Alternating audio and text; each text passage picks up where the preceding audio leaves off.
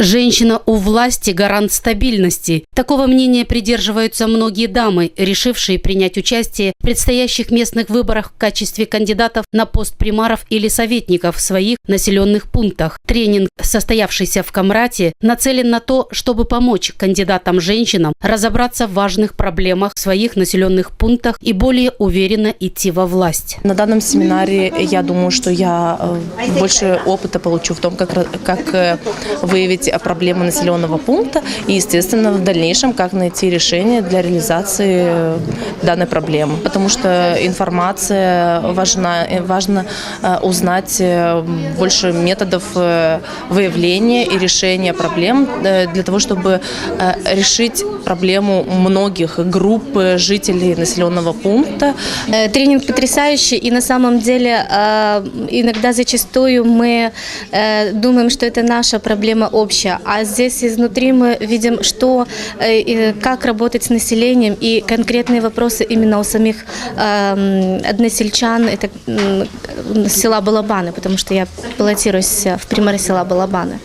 И изнутри видеть проблему всю общую и как ее правильно решить. Проблемы есть, они практически у каждого села все одинаковые, но как найти решение, это очень важно. Сказать можно, а сделать – это самое сложное. Ну, я считаю, что я могу реализовать, не хочу обидеть мужчин, но женщина – это всегда человек, который больше интуитивно понимает суть, которая сегодня есть. И, наверное, иногда может даже решить ее более положительно, чем мужчина. Я не хочу обидеть мужчин, но мы чувствуем, где надо, уже не могу улыбнуться, там, где надо как-то какое-то слово сказать. Это по интуитивному пониманию женщины. Такая обстановка, что женщина может сделать многое по сравнению с мужчинами. Поэтому я решила выдвинуть свою кандидатуру на пост советника, потому что я не могу быть равнодушной, не могу смотреть на то, что творится в нашем городе. Я хочу, чтобы наш город процветал, как другие города. Например, даже близлежащие это Камрат и Чемишлия, а наш город практически, можно сказать, умирает. И поэтому хочется, чтобы он немножко ожил, чтобы молодежь осталась в городе, чтобы не уезжала, потому что, в принципе, в основном одни пенсионеры, маленькие дети остались в городе. И город абсолютно не строится, абсолютно. Наоборот, то, что есть, закрывается, и люди уезжают. Здесь мы для того, чтобы не только продвигать свои какие-то собственные идеи. Женщина в политике – это всегда человек, который поднимает социально значимые вопросы, то есть защита семьи, защита детей, это какие-то социальные проекты, то есть женщина в политике необходима. В нашем регионе традиционно во власть всегда выбирали мужчин. Однако последние события в Гагаузии говорят об обратной тенденции. Теперь уже и многие женщины хотят принимать участие в решениях местных проблем.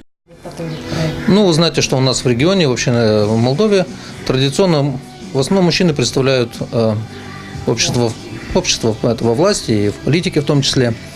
Проект направлен на возможность предоставить женщинам равные права, то есть обучить их, как правильно себя презентовать, как идентифицировать и находить пути решения тех или иных проблем их населенных пунктов, как публично выступать, и многому другому.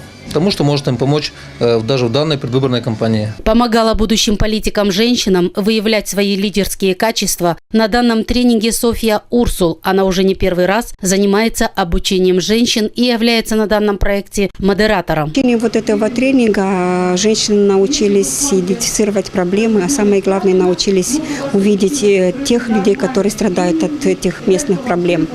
Вместе с тем они искали пути решения на все эти проблемы, находили решения, как можно влиять, как можно улучшить положение дел. И вместе с тем узнали несколько законов, которые им помогут в своей деятельности выборного лица. На сегодняшнем тренинге лидерским качествам обучались 20 женщин из разных населенных пунктов Юга Молдовы, которые впервые баллотируются в примары или в советники в своих населенных пунктах.